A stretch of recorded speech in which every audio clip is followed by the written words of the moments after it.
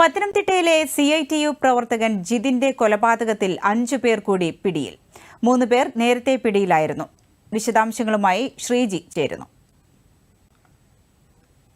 ദിവ്യ പത്തനംതിട്ട റാന്നി പെരുനാട് മാമ്പാറ സ്വദേശിയും CITU പ്രവർത്തകനുമായിരുന്ന ജിതിന്റെ കൊലപാതകവുമായി ബന്ധപ്പെട്ട് മുഖ്യപ്രതി വിഷ്ണു അടക്കം 8 പ്രതികളാണ് അറസ്റ്റിലായിട്ടുള്ളത്.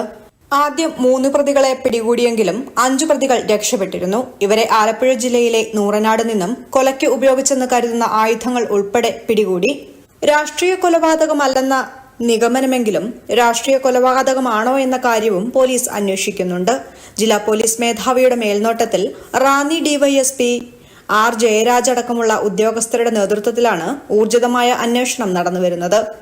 കൊലയ്ക്ക് പിന്നിൽ BJP RSS പ്രവർത്തകരാണെന്ന് CPM ജില്ലാ സെക്രട്ടറി രാജു എബ്രഹാം ആരോപിക്കുമ്പോൾ BJP പത്തനംതിട്ട ജില്ലാ പ്രസിഡന്റ് VA സൂരജ് ആരോപണത്തെ നിഷേധിക്കുന്നുണ്ട്. മറിച്ച് പ്രതികളിൽ ചിലർ CPIM അനുഭാവികളാണെന്ന നിലപാടിലാണ് BJP ജില്ലാ നേതൃത്വം. കൊലപാതകവുമായി ബന്ധപ്പെട്ട DYFI പത്തനംതിട്ട ബ്ലോക്ക് കമ്മിറ്റിയുടെ നേതൃത്വത്തിൽ പത്തനംതിട്ട കളക്ടറേറ്റിൽ നിന്ന് സെൻട്രൽ ജംഗ്ഷനിലേക്ക് പ്രതിഷേധ പ്രകടനവും നടന്നിരുന്നു. ഇന്നലെ രാത്രി 10-ന് ശേഷം പെരുനാട് മടത്തുംമൂഴി കൊച്ചുപാലത്തിന് സമീപമുണ്ടായ സംഘർഷത്തിലാണ് ജിതിന് കുത്തേറ്റത്.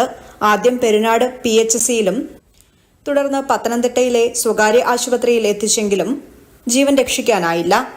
മറ്റു 2 പേർക്ക് കൂടി പരിക്കേറ്റിട്ടുണ്ട്. കൊല്ലപ്പെട്ട ജിതിനൊപ്പമുണ്ടായിരുന്ന യുവാവിനെ പ്രതികൾ ആക്രമിച്ച സമയം തടസ്സം നിൽക്കാനെത്തിയപ്പോഴാണ് ജിതിനെയും ആക്രമിച്ചതെന്നാണ് കിട്ടുന്ന വിവരം.